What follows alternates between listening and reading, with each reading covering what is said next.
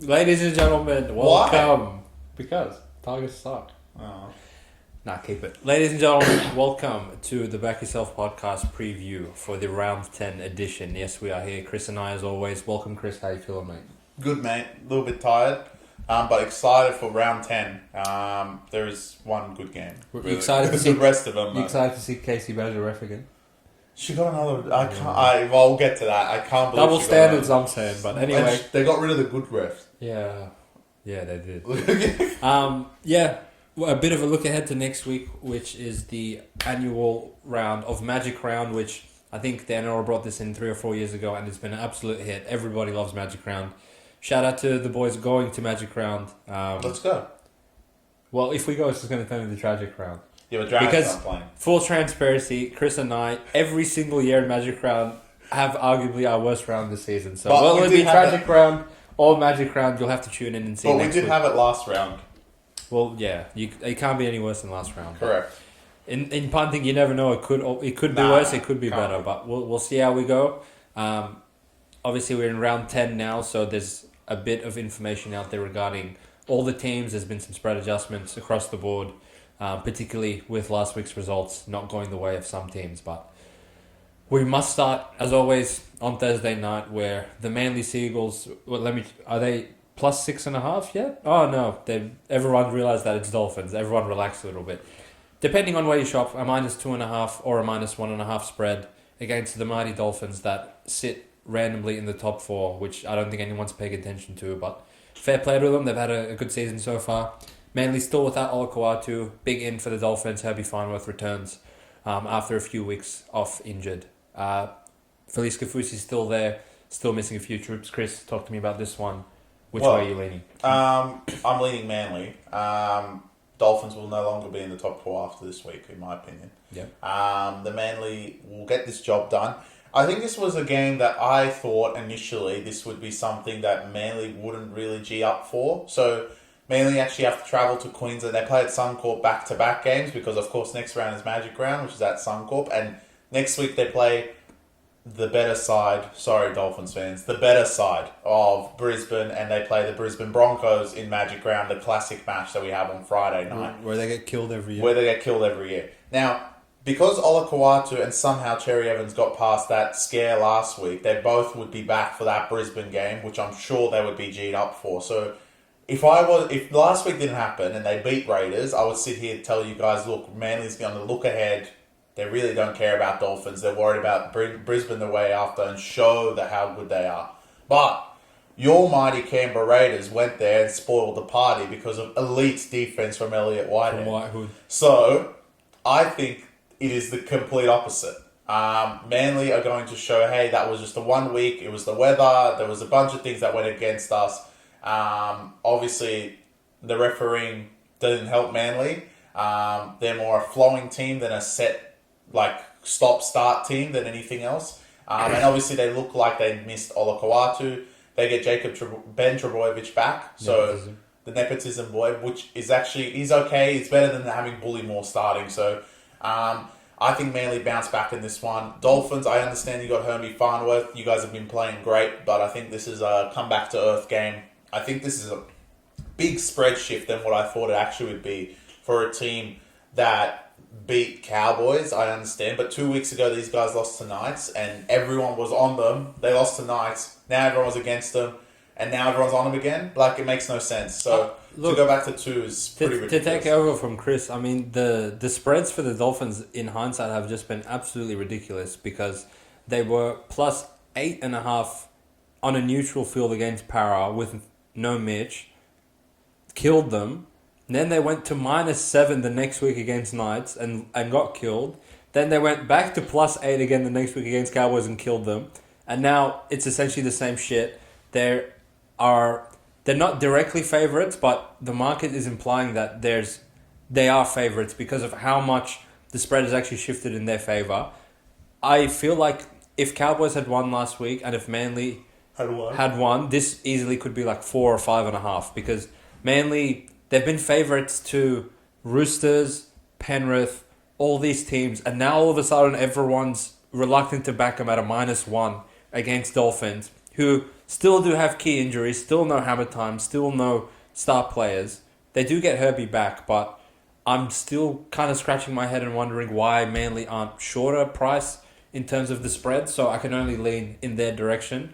As we've seen, certain teams perform better when they're underdogs compared to when there's expectation for them to actually win.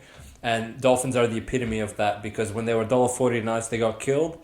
And apparently every time they're $3, they go and win outright. So now that the spread is about even money, I'm rolling with the Manly Seagulls all day. They are the better team. They do have the more talented players. They're coming off a loss as opposed to Dolphins coming off a win. And I actually believe the conditions in Suncorp will help Manly's play style more so than even Dolphins. Because look, don't get me wrong, Dolphins throw the footy around and they put points on the board, but they are not quite what Manly are in terms of offensive firepower, and I think they will be found out this week. I'm not saying they're going to go down without a fight, because as we know, the Dolphins fight tooth and nail every single week, which is what you expect out of a Wayne Bennett side, but I just don't think they have enough talent to overcome Manly in this one, in a motivation spot. Agreed. Coming off their stupid loss to Canberra last week. So agreed. Hopefully, if it's not raining again, like, this is good, perfect conditions for Manly, especially with how big Suncorp is. The wider the field, it seems to be more difficult to defend Manly. So and back to business as usual for me and you, mate. No disagreeing on the first three games. No. Yeah, you'll have to first see it. three. Well, like last week, I think we were on opposite sides. Yeah, but we'll get to that later. That's all right. Well, we move on from the Manly game, which, to be honest, not much hype on the Thursday night game. I mean, it's better than what it would have been. Like, if Dolphins were garbage, Manly would win this game easily. Yeah, I know. But even for a picking game to be not hyped at all, it's dead. So, but question marks to the schedule makers on that one. But fair play. We move on to Friday night, which the early game is the... Who's playing early? Go. No. Oh, yeah. Who let the dogs out? Who? You wonder why I forgot it. Who let the... They might be screaming and yelling from the top of the streets of Lidcombe. Who let the dogs out? In Penrith. No, not in Penrith. They're going to be singing it in Bankstown. Punchball in the Canberra, because the Penrith Bulldogs take on the Penrith Panthers in the matchup of teams featuring a lot of former players on the opposition side. Obviously, we know Critter, Kickow, Matty Burden, all former Panther player, premiership winners, take on their former team for the first time. And I'm actually keen and very excited. You forgot the game. You're not keen. What? You know what's going to happen. No, I just forgot because I'm so excited for Dogs. Because I've been told that they're so good. So let's see what you guys are capable of. A spread of 15.5 points, yes. That's right. The bookies just copy-pasted the Penrith line opening of last week, implying that Dogs and Souths would be a pick'em, which I believe Souths wouldn't be pick'em to my fucking high school team right now. So based on that logic, I'm leaning with the Dogs. I don't think they can win, but I see enough motivation between them, enough resilience, enough fight, enough character to not back down to Penrith and to play them tough in an under-style game where Penrith will come out with the 2 points, but Dogs will have the last laugh in terms of the point spread goes. Tell me why I'm wrong, Chris, because obviously I see you shaking your head there. I didn't shake my head. I just am absolutely surprised. Dogs last week were underwhelming, and I expect them to improve. But even if they do improve to what they were, you're playing Penrith. And if I actually had under duress, I would actually say Penrith. Oh, come on. Because as far as I'm concerned, if you don't cover the 15, what was the point of raping everyone else by 15? I think that applies more to Dogs. No, it doesn't. Well, no. If Dogs don't cover plus 15... Because Dogs have proved that they can cover plus 15 against good teams. Roosters, South, Melbourne. They've done that before. Penrith, look, you cover plus minus 15 against every fucking other team.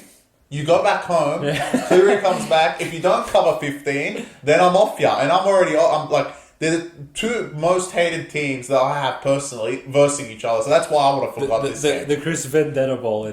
So if I had to take this, let's just take everything out. Let's just look at the game perfectly.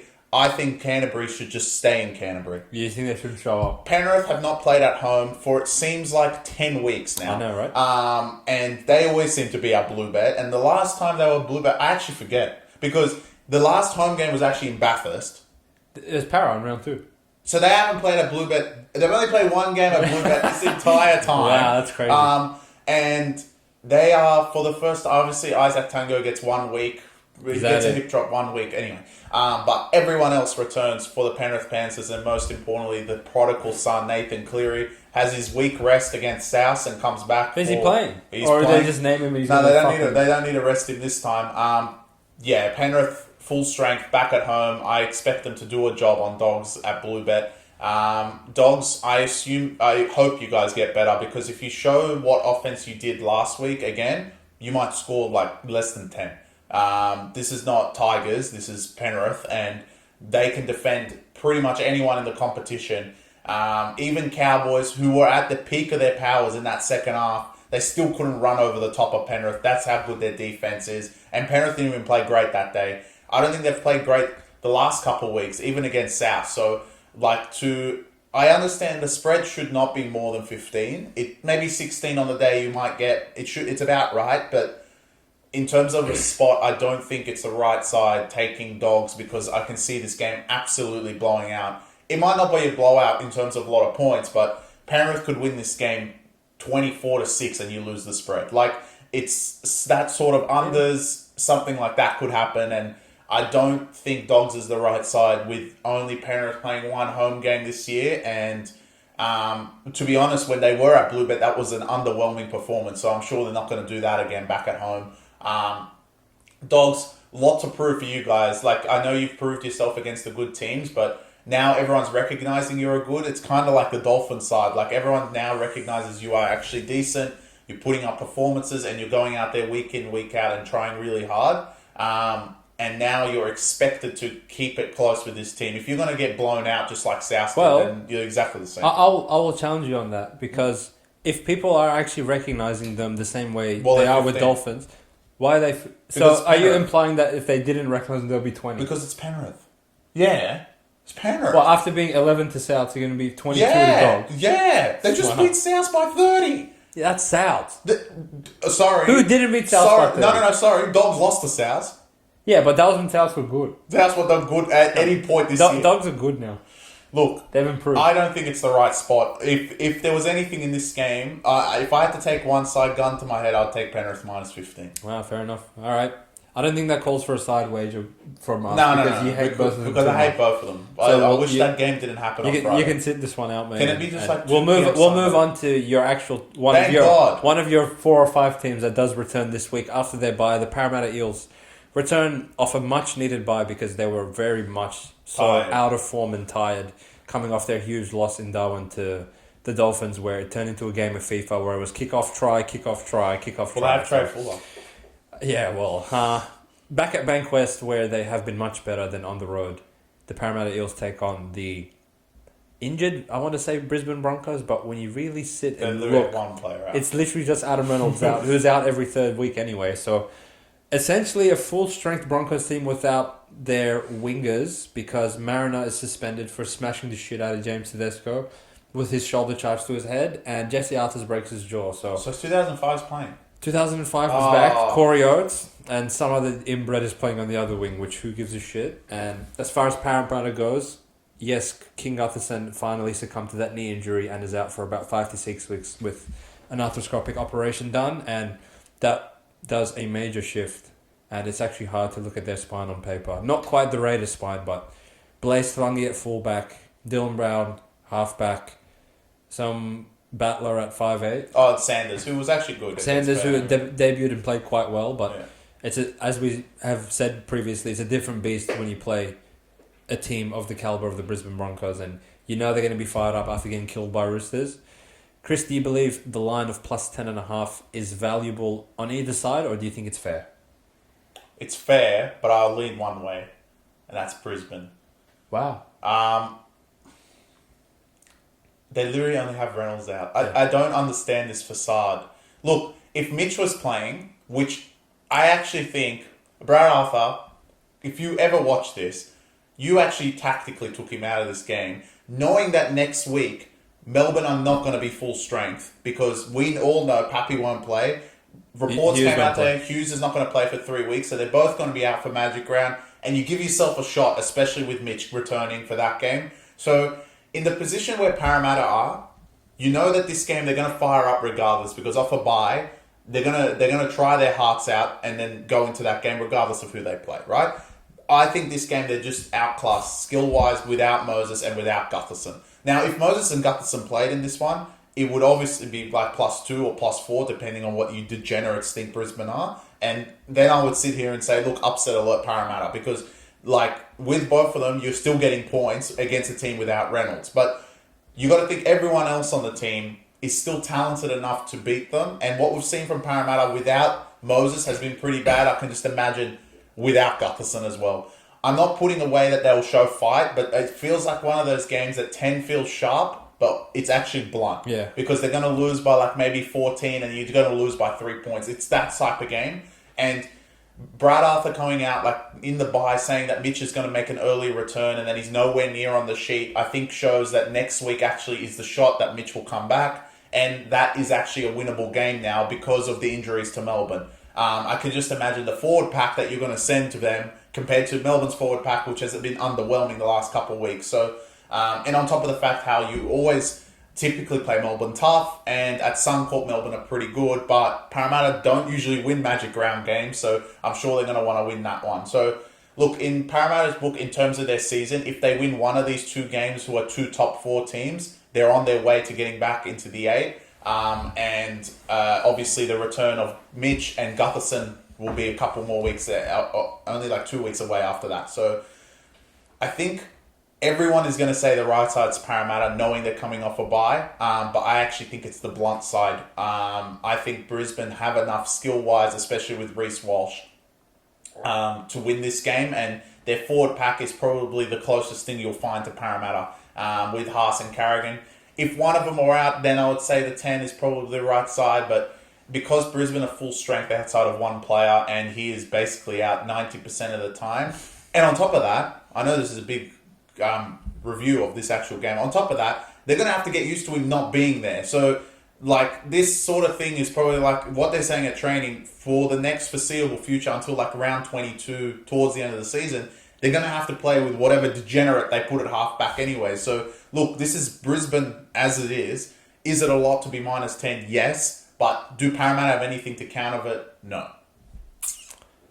Interesting points you make, Chris. Look, I would say the first 2 games I had quite a lot of conviction on the sides that I've tipped so far. This one is much less compared to the other 2 because you could definitely make arguments both sides. I think everyone knows that Brisbane is the superior team and everyone knows Parramatta is reeling, and that's accounted for in the price. Plus 10.5 at home off a bye with a lot to play for is normally what you would delude yourself into backing in this situation. I don't think long term you would profit laying over 10 points on the road with a team that has a halfback playing for them that's never played for them before. When Reynolds has been out so far this season, it's been Jock Madden that's taken over, and they've looked quite competent with him there. But I guess there's a question mark on the new. He might be injured because I didn't. No, see Jock Madden is injured. Oh, okay. There you go. So there is a question mark on this kid. Maybe he comes in and lights the world on fire. Maybe he comes in and he's mid-AF, and then either way, if you're on plus 10, like you just don't know what you don't know, right? So look. It's a really bad matchup for them to come and play Brisbane. As Chris mentioned, and as he mentions every week, Para's forwards is what keeps him in 90% of these games. And Brisbane can match him in the middle through Haas, Carrigan, Piakure, Ricky. If anything, like you can maybe even argue that fucking Broncos one's better than them. And then defensively, we know Para struggle on the edges. And that was exploited when they played Manly a couple of weeks ago when we thought, oh yeah, like they're going to hang in there. But then there's stupidity of John Jones on the wing. Well, like they just fell apart, and now he's back to defend a backline with Mam and Walsh and Cobbo and Staggs, and I just don't see them being. I do see them being able to hang within the number for the majority of the game, but I could definitely see this blowing out late. Where, like, hypothetically, if Para are down 16 points, 18 points with 15-20 minutes to go, are you going to put your eggs in the basket of Blaze Talangi and Ryan, whoever the fuck, to get you 2 tries to backdoor cover against Brisbane? Probably not. So, gun to my head, I would have to take the square bet, not the sharp side, and take the Broncos minus the 10.5 to bounce back after getting killed by the Roosters. Yeah, that's what I was going to mention. Like, the loss last week didn't help this Brisbane bet either. I think it was 15. Went all the way back to 7 with the news that Mitch Moses would be playing, and now it's back out to 10. I think the sharp side is Para, and I want to say Para, but I think... I have a question for you. Because look, you're never going to get Para plus 10 at home. Yeah, I know, but... No, I mean, what's King and Mitch worth to them? 8. I would say more. 10. It could be Pick'em. If they were playing, you could argue... Without Reynolds and things? Without Reynolds playing, and Madden, obviously. Like the same team Brisbane are named to this week. I would put Brisbane -2. This could be close to Pick'em. Yeah, Everyone would be like, nah, Para, bro. I know, bro. That's the public. It's tough, So it's very hard. Chris, I do have people come up to me occasionally and they will give me stats of, the last X amount of times these two teams have played each other, this has happened, and this is going to feed into this game. How much of the fact of Brisbane absolutely beating the shit out of Para the last, I think, 4 times they've played, and I think back to last year where Para was still a chance of making the 8 and Brisbane put 60 on them at Suncorp. How much of that do you take into your analysis in terms of how you view the matchups? Well, I think that is negated depending on the teams at full strength. Like, Parramatta can only play to a certain level without Moses and Gutherson. Now, that game actually made them miss the 8. Because if they beat Brisbane, by some miracle, they beat Penrith at Bluebet. So actually, they were only 1 point behind the 8, and they would have made it over Raiders because of their stupid point differential. So when you think of it that way, you'd be like, okay, they want their revenge against the Brisbane Broncos. Again, if Mitch and Gutherson were there, I would automatically say this is upset alert because this has got upset written all over it. Parramatta off a bye, Brisbane reeling off the loss, and they're going to absolutely get to them. And Bankwest will be absolutely popping with the return of their best 2 players. But with both of them 100% not playing, I can't be on that side. I know they're going to fire up, and a lot of people are going to say take the 10. Look, my heart will be with them, but I just don't think that they have the skill or the power, especially on the edges, where Penrith where the Broncos are really, really good. The cutouts from Walsh are just going to tear them apart. Like, if he gets on the outside, the Sevo coming in is just... He came in on fucking... John. He came in on Cherry Evans' pass, the alone with Walsh. Like, it's just... I know. Yeah, mismatch. Well, why I started chuckling is because you said they don't have the skill or the size, and I think that's a perfect segue into the next game. Well, I had the target to start the next game is where the good games start. I mean, Saturday slate, whoever organised this slate should be given a pay rise immediately because we start with 2 degenerate games and end the night with the match of the round, I would say. I would maybe say match of the year so far. Yeah. 1v2, you got 1v2, you got it perfect. Absolutely. Yeah. So let's start before we... I mean, my mouth's watering at the Sharks Melbourne game, but obviously we have to start with what we have to start with. And the West Tigers and the Newcastle Knights take their talents or their lack of talent to Scully Park to put an exhibition on for the people over there. And yes, the news did come out. Aiden Caesar, without being sin bin, gets 4 weeks for his hip drop on Josh Curran. Shout out to UCC. I know you were blowing up and you wanted a sin bin. Don't worry, they sin bin half the team 10 minutes later, so you got that in the end. But justice is served, and Aiden Caesar is out for 4 weeks, which, drumroll please, brings back the negative player himself, Jaden Sullivan. At least Coruscant's back. So Appy is back from his lower back strain, which is amazing news for the Tigers because he is a huge difference maker for them in the middle of the park. But in saying that, Caesar has also been a massive difference maker for them with the boot, with the ball, in defence. And without his kicking game, have to rely on Jaden Sullivan, which in his 2 appearances so far have lost 30 to Dragons and 30 to Raiders. No, he played 3, didn't he? What was his third one? Because Galvin was out one of the games. Well, Galvin was out too, remember? He didn't play against Penrith, right? So he played against... Where they quit to... Oh, no, who did they play against Penrith then? Galvin was back. Oh, Galvin was out for 2 matches. Yeah.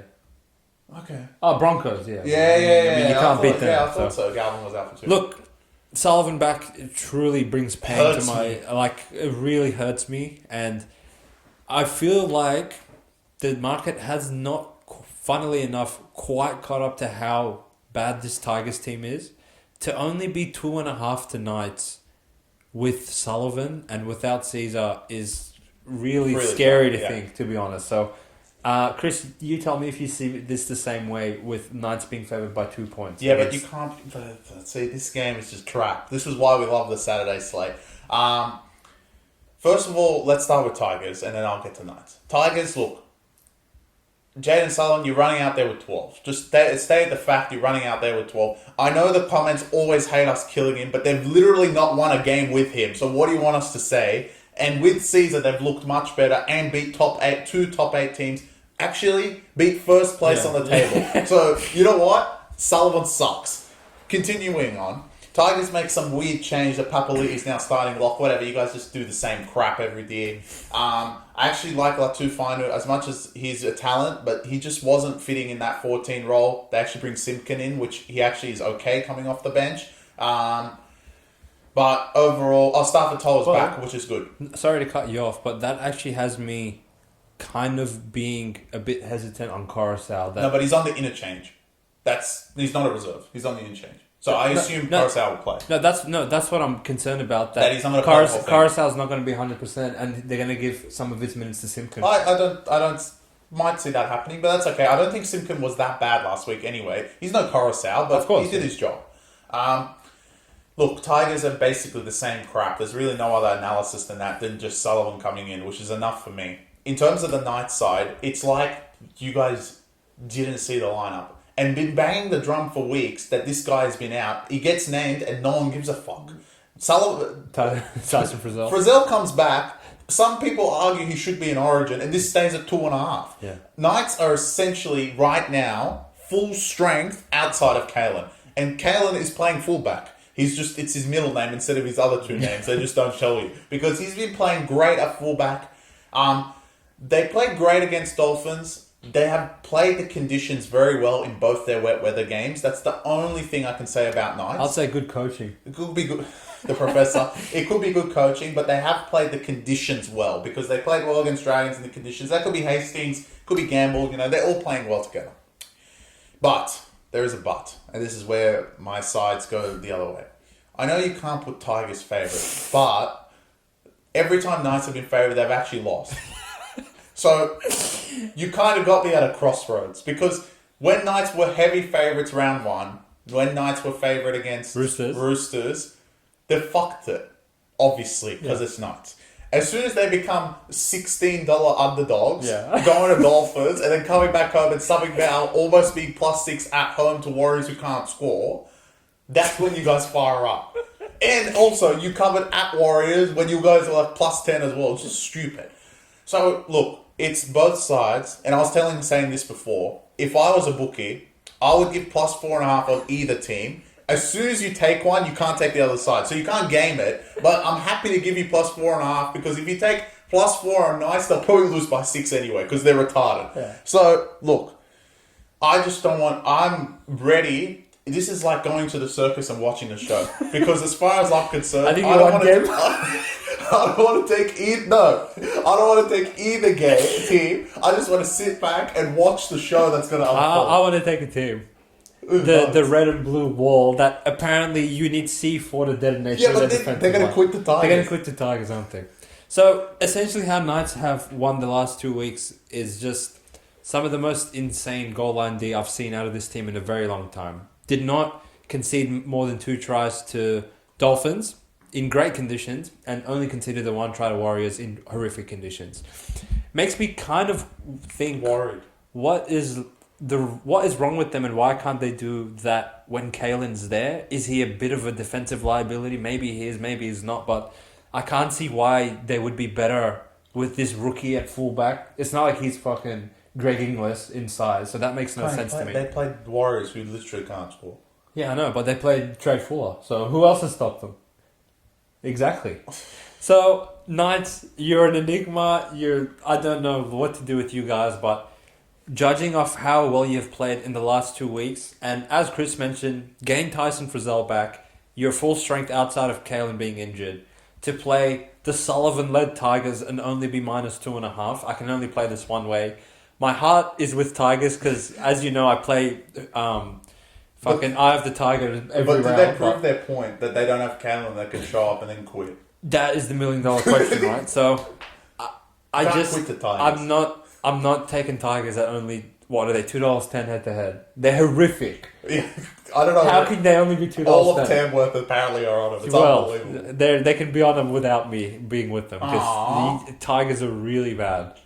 I'm biased. I couldn't care less. So Tigers, it's going to be good. Tigers aren't in your calculations for upset alert? Nah, this is the circus. This is the circus. No. This is the pre-act of the circus because the circus is coming. Right, the main act of the circus, and shout out to the Zarefos brothers, and shout out to all the Zarefos family that watch and listen and talk about the podcast. Because the real circus is coming up. Yes, Souths are back.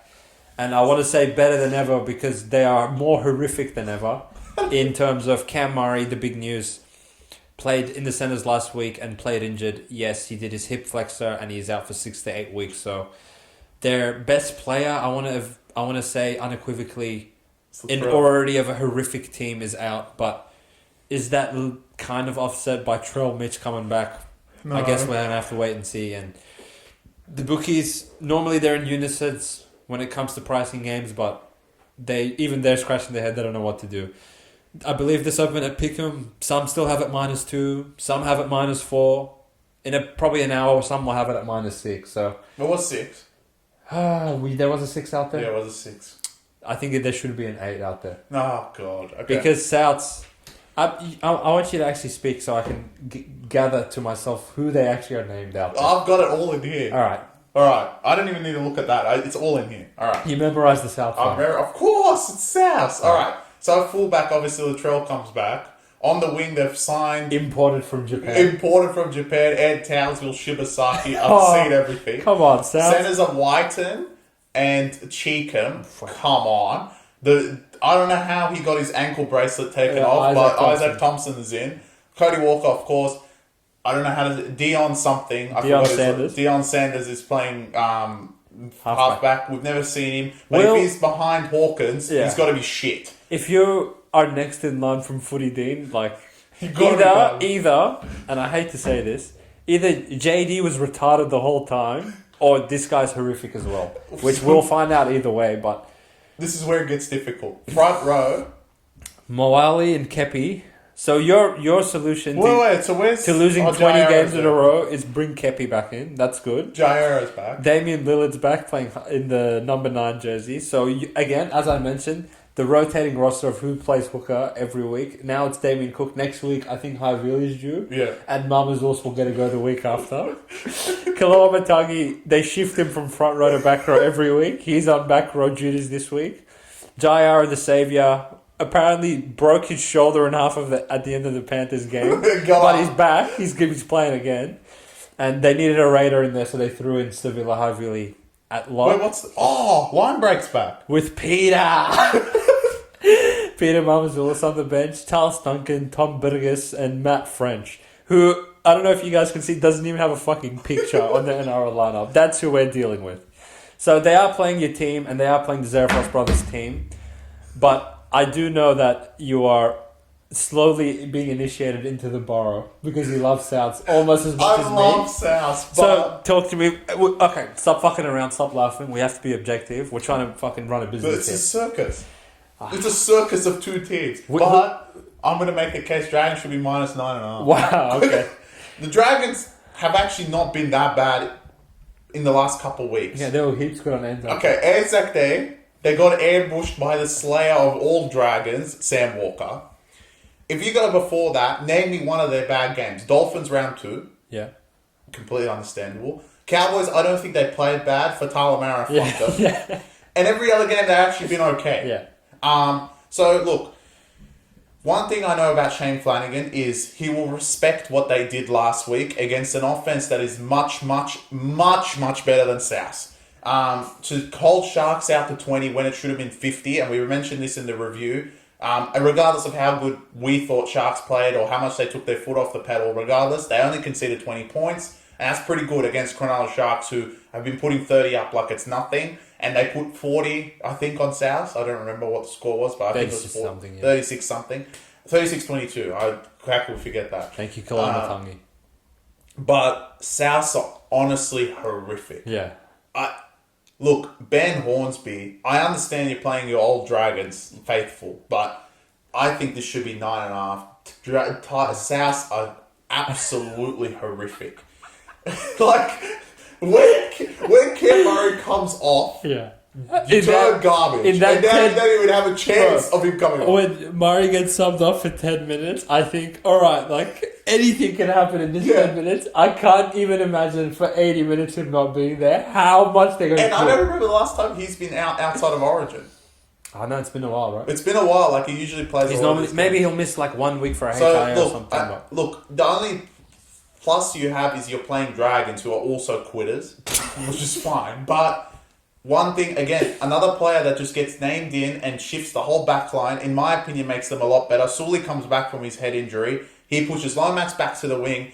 Good luck to whoever's fucking playing. And good luck to Shibasaki, because this is going to be an aerial ambush in the air. They're just going to kick the ball in the air. Lomax is going to catch it 50 times out of 50. I know they have widened, but whatever. I know the Dragons' backs have actually been pretty good. I think Lomax led Dally M for the first like 7 rounds. Ravalawa coming back after his week off has been actually very good. I know that it could be the thought that Lomax actually passed to him. Sully doesn't usually do that, and the other thing is Sua has been fantastic as well. Ben Hunt had an off game. I don't expect that to happen again. Dragons are back at Cogra, which we know they're good at. This should be 9.5. Souths are really bad. Souths, honestly, are the equivalent of dirt as a team. They're so fucking awful. However, part of me wonders that They have to cover something. no, not even. I'm beyond that, because as famously we articulate week after week, Souths have not covered their past 16 NRL matches since they went to New Zealand in, I want to say, round 18 or something. They've won 5 games the last calendar year. From the 7th of May, when we're recording this, to last 7th of May, they've won 5. Which I think was 2 against Tigers, Yeah. 2 against Dragons. No, 1 Dragons, 1 Dogs, 1 Warriors. Yeah. I remember that. So horrific. However, the South's previous 2 opposition were Melbourne on Anzac Day, which no one should show up for that game, and Penrith the following week, which 90% of the league shouldn't show up to. Yeah, but in saying that, the way they've performed in those games has been laughable, and that's why we laugh while we talk about Souths, because they're so fucking bad. Will they be able to hang in there a bit more against the team lower in the ladder, who, as Chris mentioned, Dragons are no fucking world beaters themselves, but there's enough in that Dragons team in terms of quality coaching, good players. Ben Hunt, off a bad performance, he doesn't play bad 2 weeks in a row. They're in Cogra. Souths are on the road only getting 4.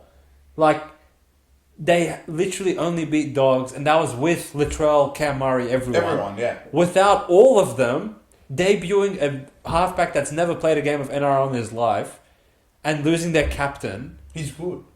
How in God's name can a team be like $1.65 head-to-head to beat them, and not $1.30? You tell me, it's your team.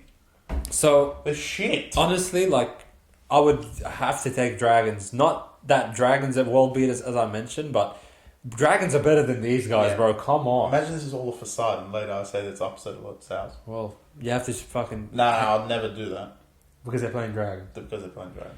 Well, that's enough talk. The circus is over. The circus because is we over, go to the and real Coliseum. the real Coliseum, where first place second, and you love to see it as footy fans when the top of the top play each other. Unfortunately, and it pains me to say, no Pappenhausen, no Jerome Hughes, both injured in the Titans game last week. Brings in Wishart to halfback, and 5'8", I think.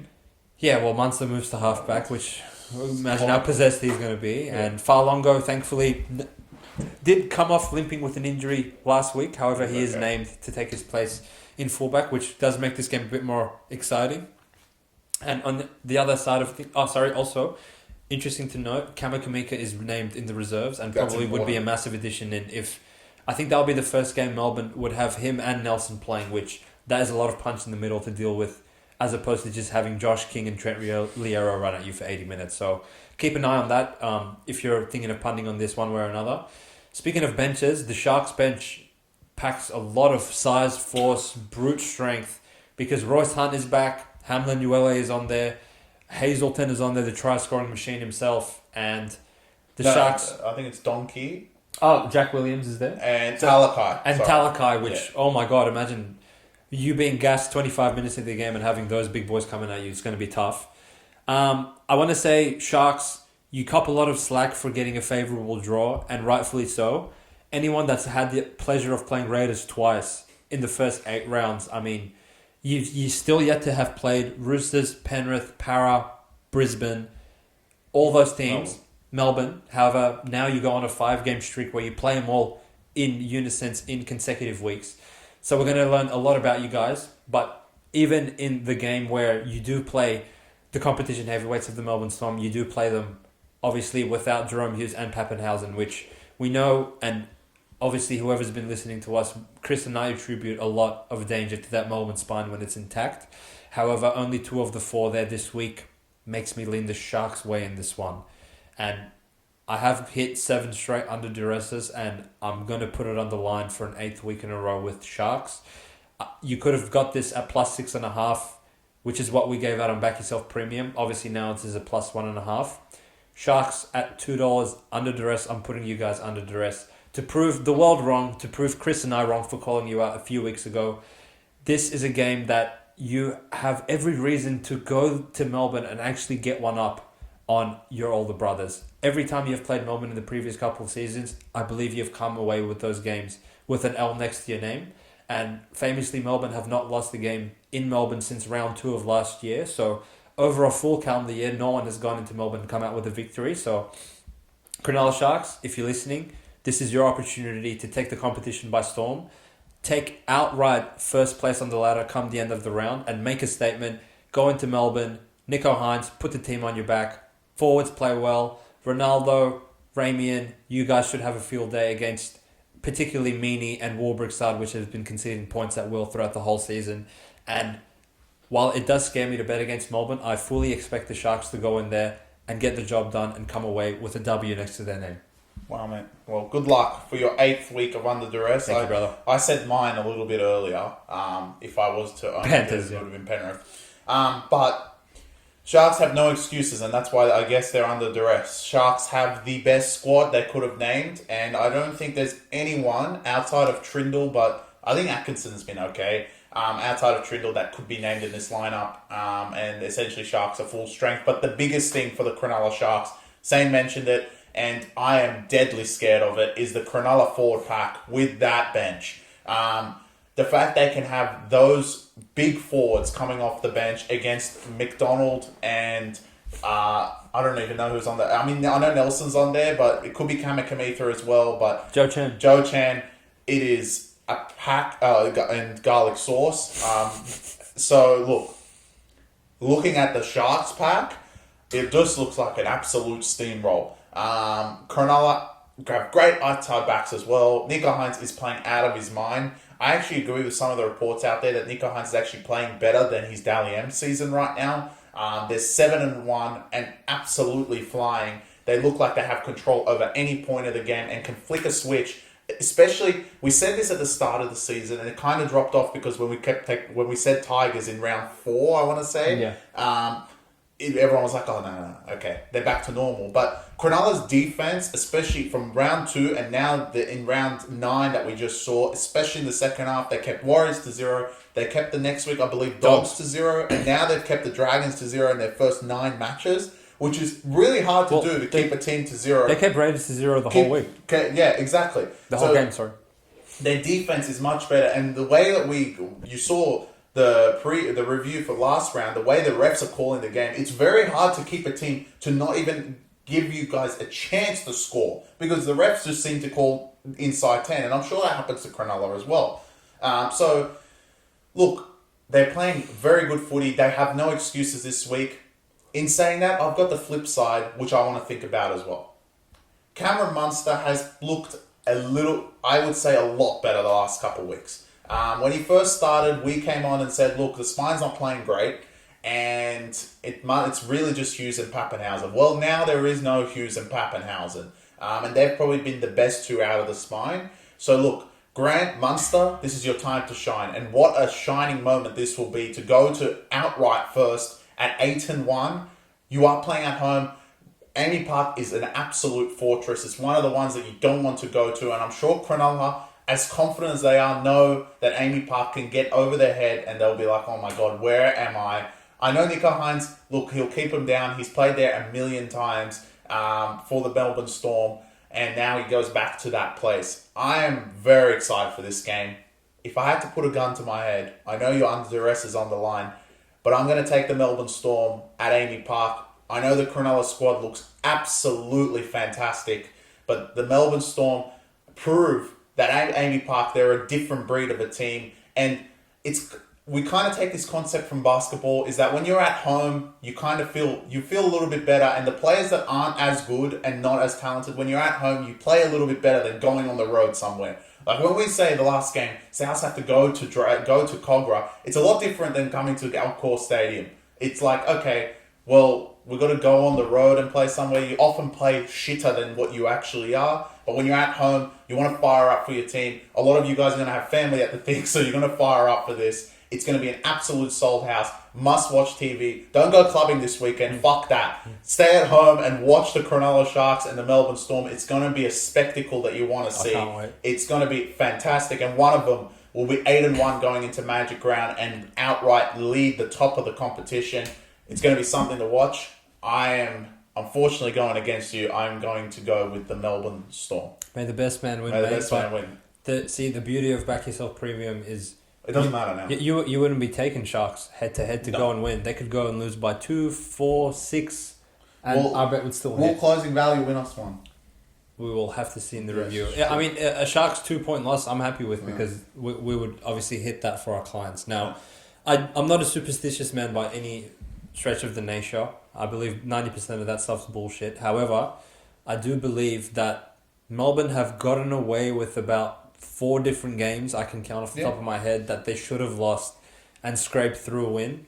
And I don't think that really applies to Sharks. I think all the Sharks wins have actually been more convincing.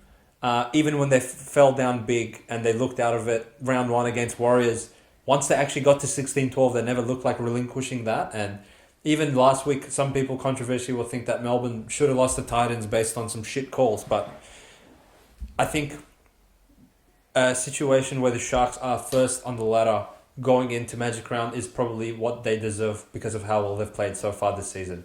And I'm very excited for this game. I can't wait for the review. One of us will be right, one of us will be wrong, but hopefully it's me and not you, mate, because I like Sharks. I mean, I love Sharks. I love both teams. They're both... it's probably the opposite of the Dogs-Panthers game for you. Complete opposite. We love both of these teams. So I mean, whoever wins, we both win because I'm sure we're going to get a cracking game of footy. Both teams will be up for it. So that concludes Super Saturday slate, and on we go to Sunday, where it's not the Cowboys game first. No, it's the greatest team on the planet Earth with everyone returning. It is the Sydney Roosters back at home at Allianz against a team that we've said a million times can't score. The New Zealand Warriors continue their road trip and come home. This spread is now 11.5. When you say that now, you're kind of like, that makes sense. But at the start of the season, you would be like, huh? The Warriors are prelim finalists and Roosters lost the week before. So, look, Warriors are named pretty much the same thing. I think Barnett goes into the second row because I think Capel's out again. Again, the mercenaries. Like, what's the point? But everyone else is kind of the same. They named Tamara Martin again, which hurts me. And Chansey at fullback, which again hurts me. But Pompey's on the bench, so maybe Andrew Webster will switch it around. On the flip side of things, it is reported that the Roosters are going to be, for the first time since the 2019 Grand Final, apparently, full strength, which I don't know if that's true or not true, but for the first time, they get everyone back. Liniu is back from his suspension for 8 weeks, conveniently 1 week after Brisbane. Good job, the NRL. And they get back Radley, they get back Tupou, they get back Uriah Hargreaves, and they are as stacked as you can humanly get. The Sydney Roosters absolutely flying 100 points in their last 2 games. Hussein, what is your analysis on this? Well, they're going to get another 50 points because they have such a high-powered offense. Nah, look. Here we go. As much as this pains me to say, I think the spread's right. They're that bad. Yeah. Warriors, this happens periodically to teams through a season, and it's your job as a punter to identify when it's happening to a team and maybe not conclude that this is what the team is, but this is what the team's going to be for a stretch of time. So the Warriors, they're coming off losses to Dragons, Titans, Knights, and a draw to Manly, which even that was hard for. They should have probably lost that game. You don't lose to those 4 teams consecutively if you're playing good footy. So we know they're not playing good footy. Mm-hmm. Now, am I taking away from them that they're a shit side? No, I'm not. I know they're a good side. This exact same side, minus Capewell and Niokore last year, made a preliminary final and were top 4 for the whole season. So it's not like they've lost their talent or their execution or whatever all in one year, but they have lost their form. So until I see Warriors perform to a point where their form is returned and they're playing to their potential, I can't take plus 10.5 the week that all the Roosters players come back, which conversely, Roosters 5-6 weeks ago, everyone was thinking, they have such a star-studded roster. Why are they playing shit? Why are they losing to Dogs? Why are they losing to Panthers without Cleary? And now, if you took away at that point of the season that, maybe Roosters just aren't that good, you've been bitten in the ass the last 3 weeks betting against them because they've covered all their games and they've been massacring teams. So this to me is just more, it's not a situational spot in terms of, this team won, this team lost last week, this team's traveling, blah, blah, blah. It's more so this team is playing crap, this team's playing great, and they're just colliding at the exact moment in time that I don't have enough confidence in Warriors to figure out all their problems in 1 week and to not be able to score against Knights and then play a much superior defense to them even in the Roosters, which are full strength, which really concerns me. And I probably, gun to my head, would take the Roosters line, but there's not a gun to my head, so I might just spectate this one on the sidelines, mate. All right. Well, thank you for saying your piece, but sound the fucking alarm. Oh, God. New Zealand Warriors are going to win this game, and it is upset alert for me. Roosters are full strength, but one thing about the Sydney Roosters, which I fail to say on this podcast pretty often, is they don't lose games because they're full strength. They lose the games to themselves. They find a way to lose because they drop the ball, make errors, give penalties away, and this week is the week it's going to happen. Because all of a sudden everyone comes back, and all of a sudden things are just not going to fall their right way. New Zealand Warriors, I agree, have a lot of soul-searching to do after the Knights game, but a team that loses their last month of games is not a team you want to not take minus 11 on. I don't care how strong the Roosters team is, to be honest, because if Roosters are going to lose, they're going to lose it to themselves. Expect this. New Zealand Warriors win this game 2 p.m. in the afternoon, and expect this as well. There will be a sin bin, at least one, for the Sydney Roosters because they're retarded, and they'll find a way to fuck it up. Because everyone's back, and now everyone thinks the Roosters are good. But all of a sudden, their stupidity and discipline will come to bite them, and there will be confetti dropping because the New Zealand Warriors will win this game at Allianz, bang the table, take them upset alert. Don't worry about the 10 points, just take them straight up. I love the confidence. Thank you, man. Tipping the $4.50 underdog, mate. Yeah. I hope, for the pod's sake, Warriors win this game outright. I think it'll be better for the competition. It will be an absolute... I might have confetti. Mate, I might have to get you a Warriors polo. I might have to. Yeah, honestly. If they win, that'll be fantastic. But I struggle to see a situation that they can turn it around so much in 1 week. But again, if by the end of this round I'm right and you're wrong, and we look at the ladder and Warriors have 3 wins by round 11, that's really concerning, to be honest. Yeah. In a team that I was... Oh, no, I agree. They won't make that. In a team that I was banging the table for, saying that they could win the comp this year. Mm-hmm. Now I feel like an idiot. So yeah.